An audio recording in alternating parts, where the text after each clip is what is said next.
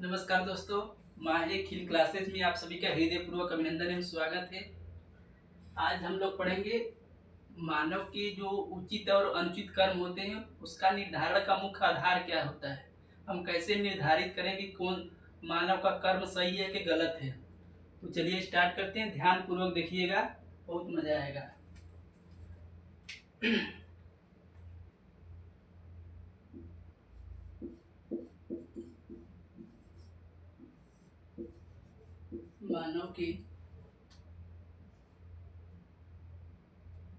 मानव के उचित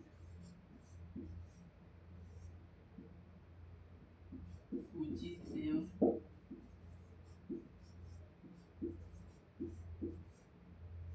अनुचित, मानव के उचित एवं अनुचित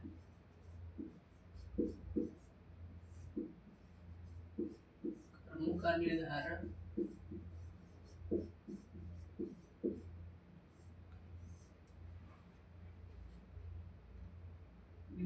का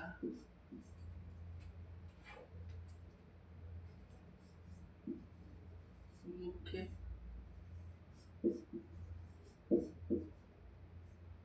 आधार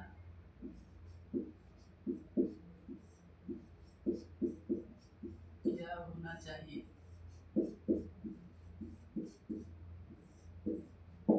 मैंने सीधा प्रश्न ही लिख दिया है। क्या लिखा है? मानव के उचित एवं अनुचित कर्मों का निर्धारण का मुख्य आधार क्या होना चाहिए। अगर परीक्षा में प्रश्न पूछे आपके अनुसार कि आपका राय क्या है, मानव जो गलत काम करता है सही काम करता है उसका आधार कैसे निर्धारित करेंगे, तो आप क्या लिखेंगे? स्टार्ट। ये प्रश्न हो गया आपका। अब आंसर कैसे लिखेंगे?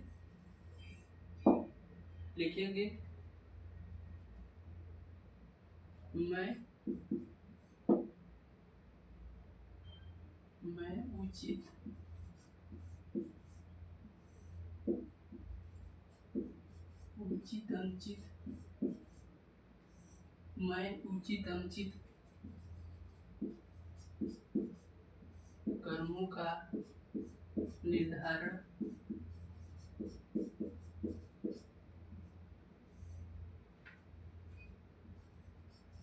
मुख्य आधारों पर करूंगा।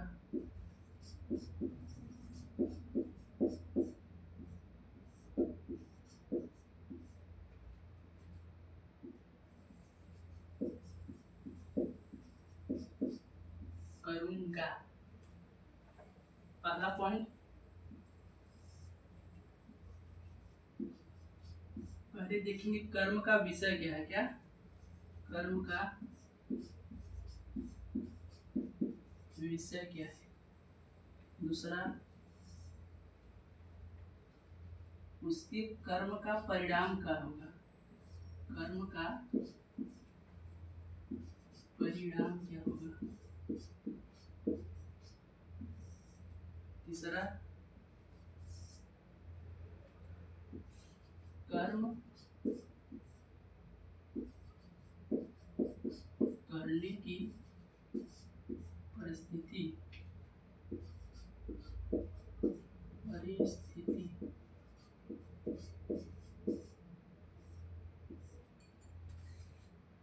चौथा,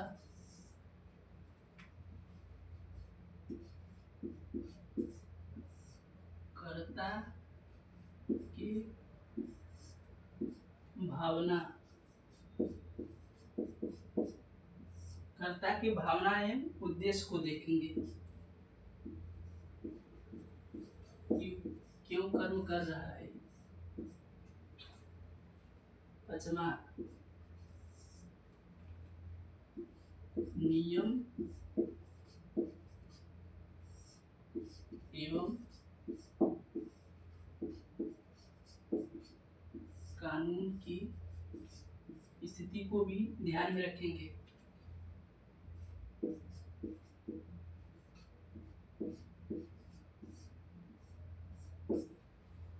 ध्यान से देखिए, जैसे परीक्षा में मान लीजिए प्रश्न आ गया कि आपके अनुसार, क्या आपके अनुसार मानव के उचित अनुचित, गलत, सही कर्मों का निर्धारण का मुख्य आधार क्या होना चाहिए आपके अनुसार?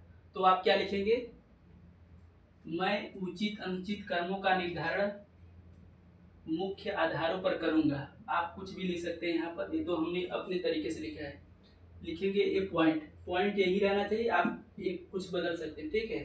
कर्म का विषय, जो मनुष्य कर रहा है उसका विषय क्या है? क्या विषय? कर्म का परिणाम, और जो काम करेगा सही या गलत उसका परिणाम क्या होगा उसको देखेंगे। कर्म करने की परिस्थिति, किस परिस्थिति में वह कर्म कर रहा है, कर्ता के भावना, उसकी भावना को देखेंगे, फीलिंग की, ठीक है। और उसका उद्देश्य देखेंगे कि कर्म वह क्यों कर रहा है। और नियम एवं कानून की स्थिति को ध्यान में रखते हुए, नियम का उल्लंघन और कानून का उल्लंघन नहीं होना चाहिए। इनके आधार पर हम तय करेंगे कि मानव का कर्म उचित है या अनुचित है, सही है या गलत है, बुरा है अच्छा है। नोट कर लीजिए। अब आते हैं अगले पॉइंट पर। अब देखते हैं साधन साध्य विवाद क्या है। ध्यान से देखिएगा।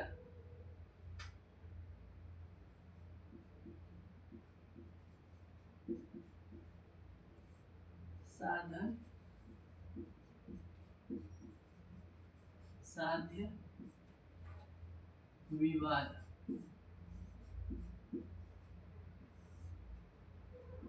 क्या देखेंगे? साधन साध्य विवाद क्या होता है? इसके दो मत होते हैं। क्या लिखिएगा? इसके दो मत होते हैं।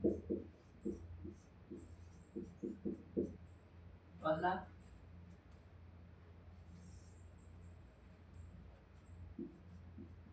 साध्य साधन के,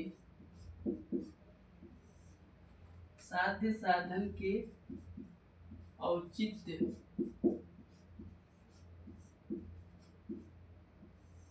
औचित्य को सिद्ध करता है,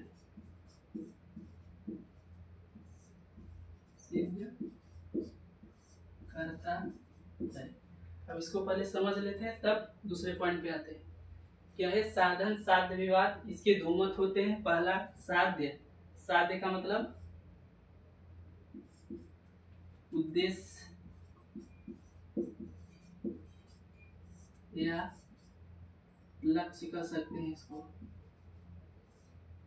साधन का मतलब उपाय या तरीका, उपाय या तरीका।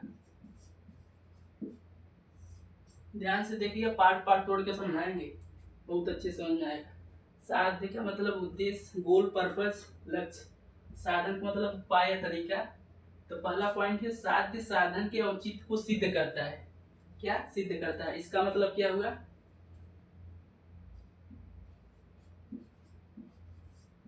मतलब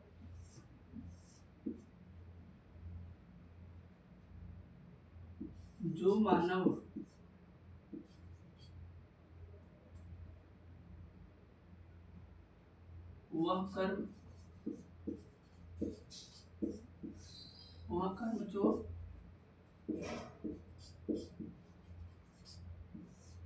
वह कर्म जो साध्य की पूर्ति के लिए, क्या साध्य की पूर्ति के लिए किया जाता है, वह कर्म उचित माना जाएगा। क्या वह कर्म जो साध्य की पूर्ति के लिए किया जाता है उसको क्या मानेंगे? उचित मानेंगे। भले से वह कर्म बुरा हो या अच्छा, बुरा हो या अच्छा, वह कर्म जो साध्य की पूर्ति के लिए, इसको क्या कहते हैं? यहाँ लीजिए, अंत भला तो सब भला, अंत भला तो सब भला। क्वेश्चन भी लिख लीजिएगा, अंत भला तो सब भला। वह कर्म जो साध्य की पूर्ति के लिए, अपने उद्देश्य या गोल पर्पज के लिए कर्म करता है कोई भी मनुष्य, वह उचित माना जाएगा। चाहे बुरा हो चाहे अच्छा। जैसे कोई एक चोर चोरी करने गया, ठीक है, कहाँ गया? चोरी करने। वह सोचता है कि पकड़ा न जाए, क्या सोचता है? पकड़ा न जाए। जब तक वह घर से अपने घर तक नहीं पहुंचेगा तब तक उसको डर लगा रहता है। तो इसी को कहते हैं अंत भला तो सब भला। अब चोरी करके आ गया, उसका मतलब समाप्त हो गया चोरी करना काम, तो सब भला मतलब अब उसको अच्छा लगा कि चोरी समाप्त हो गया, अब नहीं पकड़ाए। वह कर्म साध की पूर्ति के, मतलब चोरी करने के लिए गया था तो उसकी पूर्ति हो गई, मतलब उसका उद्देश्य पूरा हो गया चोरी करना। तो बुरा कर्म किया है, क्या किया है? बुरा कर्म, तो भी उसके उचित मानेंगे। लेकिन एक बार किया, दो बार किया, तीसरे में क्या हो जाएगा? पकड़ा जाएगा। तो क्या हो जाएगा? मारपीट होगा, दंड दिया जाएगा। अब इसके आगे आते हैं, तब तक नोट कर लीजिए। मैंने पहला क्या बताया? सिद्ध साध्य, साध्य साधन के औचित्य को प्राप्त करता है। इसका मतलब वह कर्म जो मनुष्य अपनी पूर्ति के लिए करता है, भले से वह गलत हो या सही, उसको क्या माना जाएगा? उचित माना जाएगा। जैसे कोई व्यक्ति पद के लिए रिश्वत देता है, वह पद प्राप्त कर लेता है, तो प्राप्त हो गया, क्या उद्देश्य उसकी प्राप्ति हो गई। लेकिन उसने काम किया, गलत किया, क्या किया? गलत, उसका नियत सही नहीं है, तो हम क्या मानेंगे? वह बुरा कर्म किया है, एक दिन न एक दिन जरूर पकड़ा जाएगा। अब आते हैं दूसरे पॉइंट पर, ध्यान से देखिए। दूसरा पॉइंट क्या है? गांधी मतानुसार, गांधी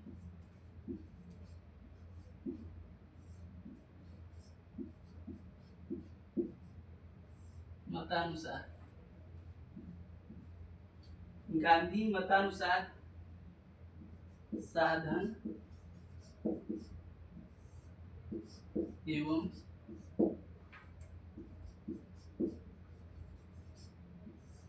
साध्य के, गांधी मतानुसार साधन एवं साध्य के बीच में अवियोज्य संबंध है। अवियोज्य, घबराइए मत, सब तोड़ तोड़ के बताएंगे। अवियोजित संबंध है।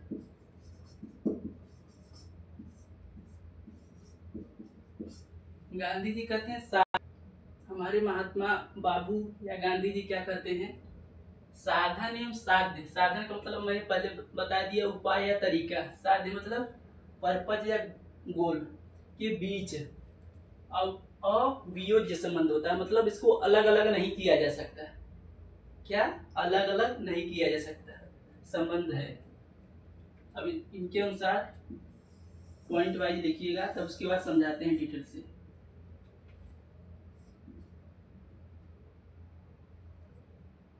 यह दोनों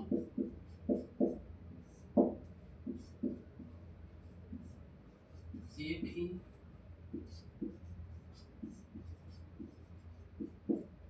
यह दोनों एक ही सिक्के के दो पहलू हैं।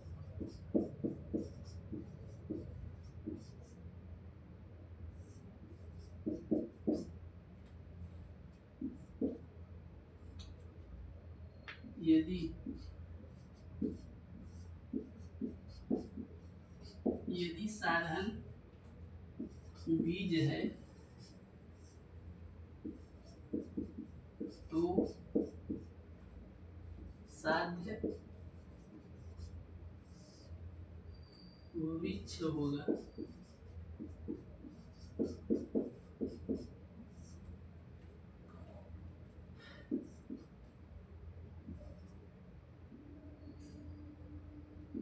इनको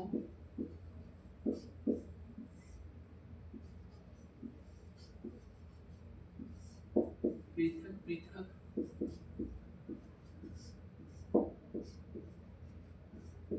नहीं किया जा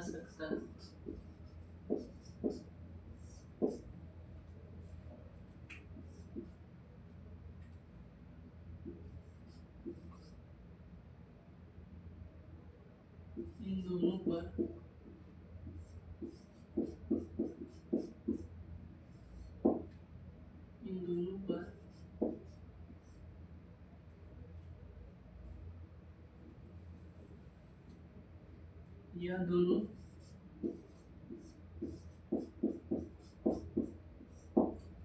पवित्र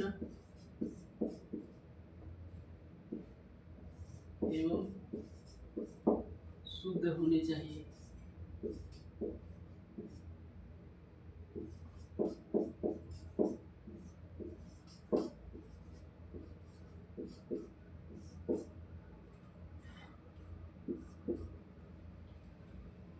सत्य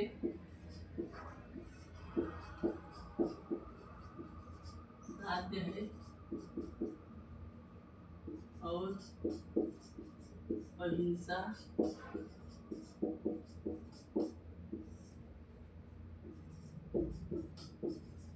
उसकी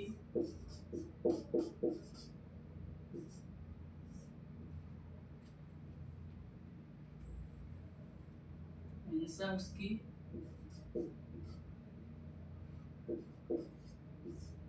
प्राप्ति का साधन है।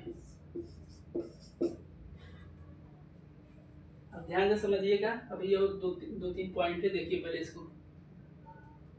इसके दो मत हैं। पहला मत बता चुके, दूसरा मत क्या है? गांधी मतानुसार। गांधी जी कहते हैं, जिनको हम प्यार से बापू भी कहते हैं, साधन एवं साध्य के बीच अवियोज्य संबंध है। मतलब इनको अलग अलग नहीं किया जा सकता। क्या? अलग अलग या पृथक पृथक नहीं किया जा सकता। यह दोनों एक ही सिक्के के दो पहलू हैं। क्या? एक ही सिक्के के दो पहलू हैं। यदि साधन बीज है, यदि साधन बीज है तो साध्य वृक्ष होगा। यदि बीज में कोई कमी आई तो वृक्ष का होगा, सही से विकास नहीं होगा। मैंने क्या बोला? फिर से देखिए, यदि बीज में कोई गड़बड़ी हुई तो वृक्ष का विकास नहीं होगा। इनको पृथक पृथक नहीं किया जा सकता। जैसे शरीर को परछाई से अलग नहीं किया जा सकता। अब यहाँ पर आप मान सकते हैं शरीर क्या है? साधन है, और परछाई क्या है? साध्य है। उसी प्रकार साधन बीज है, साध्य वृक्ष होगा। यह दोनों पवित्र एवं शुद्ध होने चाहिए। क्या? गांधी जी इनके पवित्रता एवं शुद्धता पर बल देते हैं। कहते हैं यह दोनों पवित्र एवं शुद्ध होना चाहिए। सत्य साध्य है और अहिंसा उसकी प्राप्ति का साधन है। इसका एक उदाहरण समझ सकते हैं। जैसे असहयोग आंदोलन हुआ। असहयोग, जब गांधी जी ने असहयोग आंदोलन प्रारंभ किया या शुरुआत की, तब चौरी चौरा कांड हुआ तो हिंसा फैल गई, तो गांधी जी ने स्थगित कर दिया। अब आते हैं अगले पॉइंट पर, तब तक नोट कर लीजिए। अब आते हैं तीसरे पॉइंट पर। किस पर आते हैं? तीसरे पॉइंट।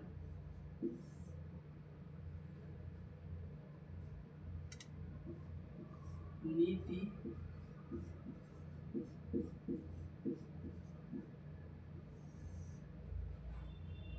शास्त्र के परिणाम।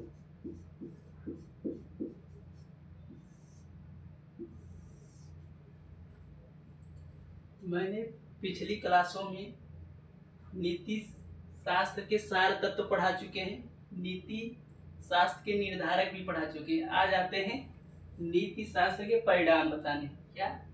नीति शास्त्र परिणाम। ध्यान से लिखिएगा।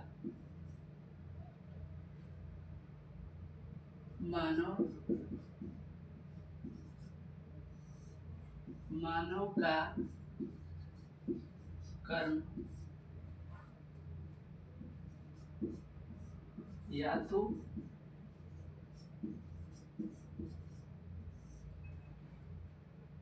उचित हो सकता है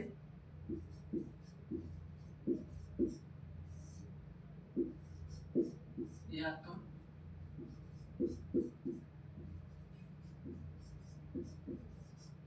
अनुचित।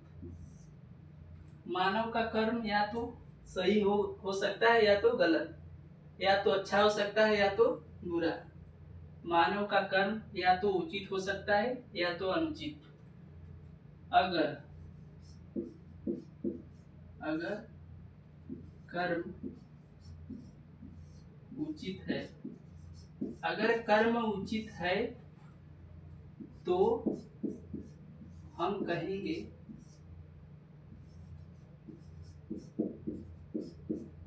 कहेंगे परिणाम अच्छा है। क्या?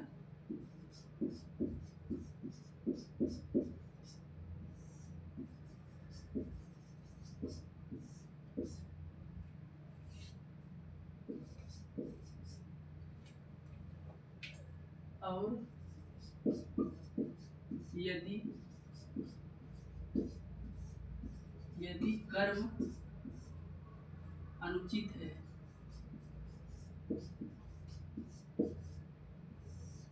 यदि कर्म अनुचित है तो हम कहेंगे परिणाम बुरा है।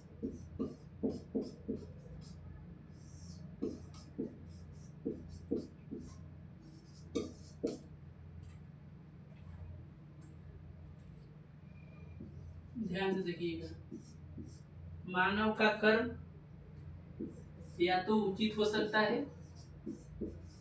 या तो अनुचित हो सकता है। मानव का कर्म या तो सही हो सकता है या तो गलत हो सकता है। अगर उचित है तो उसको क्या कहेंगे? परिणाम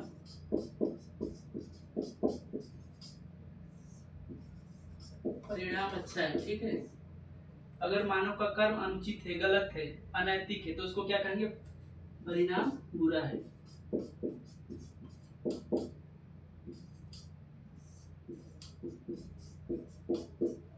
इसी को क्या कहते हैं? नीति शास्त्र के परिणाम।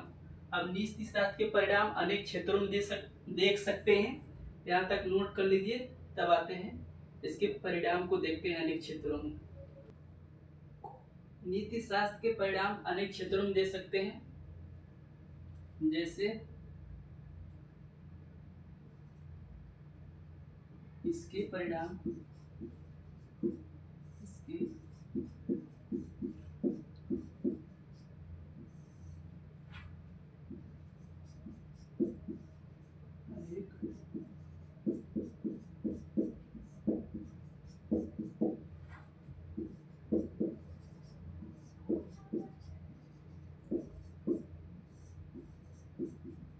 देख सकते हैं।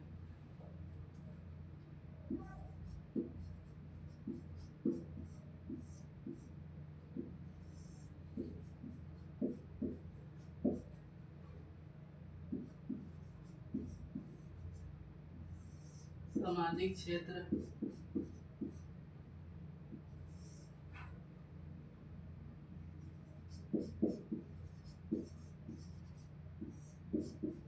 आर्थिक क्षेत्र,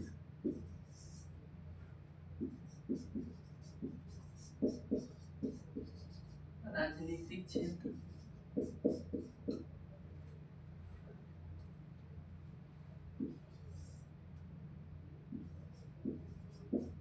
पर्यावरणीय क्षेत्र, सामाजिक क्षेत्र, आर्थिक क्षेत्र, राजनीतिक क्षेत्र, पर्यावरणीय क्षेत्र और किस क्षेत्र में? प्रशासनिक क्षेत्र। प्रशासनिक क्षेत्र आदि लगा दीजिए, बहुत सारा है। जो मोस्ट होगा सिर्फ वही पढ़ेंगे परीक्षा की दृष्टि से। पढ़ने से ज्यादा क्या छोड़ना है ये जरूरी है। ठीक है। इसके परिणाम अनेक क्षेत्रों में देख सकते हैं। सामाजिक क्षेत्र, आर्थिक क्षेत्र, राजनीतिक क्षेत्र, पर्यावरणीय क्षेत्र, प्रशासनिक क्षेत्र आदि। सामाजिक क्षेत्र में अब ऐसे समझिए, एक परिभाषा बताएंगे, सब अपने से लिख लीजिएगा। जैसे सामाजिक क्षेत्र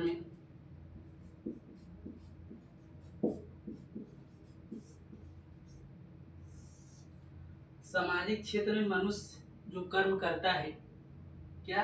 मनुष्य जो कर्म करेगा, अगर सामाजिक क्षेत्र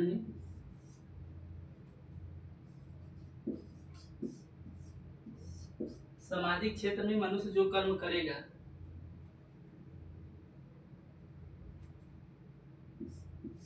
सामाजिक क्षेत्र में मनुष्य जो कर्म करेगा या तो उचित करेगा या तो अनुचित करेगा। सामाजिक क्षेत्र में मनुष्य जो कर्म करेगा या तो सही करेगा या तो गलत करेगा, या तो अच्छा करेगा या तो बुरा करेगा। अगर उचित कर्म करेगा तो हम कहेंगे उसका परिणाम अच्छा है। क्या कहेंगे? उचित कर्म करेगा तो क्या कहेंगे?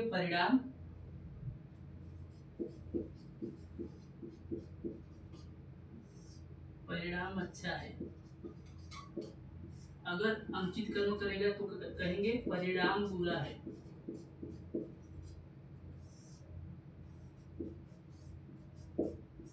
ठीक है। सामाजिक क्षेत्र में अगर मानव गलत काम करता है तो कहेंगे परिणाम उसका बुरा है। अगर सही काम करता है तो कहेंगे परिणाम उसका अच्छा है। अब इसके दो क्षेत्र दे सकते हैं, परिणाम अच्छा है, परिणाम बुरा है। उसके दो पहलू लिख सकते हैं आप। जैसे परिणाम बुरा है, जैसे कोई मनुष्य समाज में चोरी करता है तो क्या हुआ? ये बुरा हुआ उसका परिणाम। अगर समाज में विकास के लिए, सामाजिक विकास के लिए वो सहायता करता है, दूसरों की मदद करता है, दूसरों गरीबों की सहायता करता है, तो उचित कर्म कर रहा है ना, तो कहेंगे परिणाम अच्छा है। क्या कहेंगे? परिणाम अच्छा है। अगर वह गलत काम करता है, चोरी करता है, डकैती करता है, हत्या करता है, एक दूसरे को घृणा करता है, तो क्या कहेंगे? उसका परिणाम बुरा है।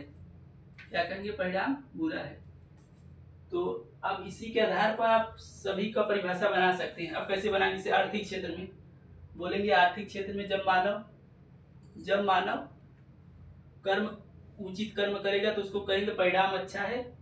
जब आर्थिक क्षेत्र में अनुचित कर्म करेगा तो कहेंगे परिणाम बुरा है। राजनीतिक क्षेत्र में जब मानव राजनीतिक क्षेत्र में उचित कर्म करेंगे तो कहेंगे परिणाम अच्छा है। जब अनुचित कर्म करेगा तो कहेंगे परिणाम बुरा है। पर्यावरणीय क्षेत्र में जब मानव उचित कर्म करेगा तो हम कहेंगे परिणाम अच्छा है, और गलत काम करेगा तो कहेंगे परिणाम बुरा है। प्रशासनिक क्षेत्र में जब मानव सही काम करेगा तो कहेंगे परिणाम सही है, और गलत काम करेंगे तो कहेंगे परिणाम बुरा है। तो मुझे उम्मीद है आप सबको बहुत अच्छे से समझ में आ गया होगा। तो आज यही पर क्लास समाप्त करते हैं। अगली मुलाकात होगी अगली क्लास में। तब तक के लिए तहे दिल से धन्यवाद।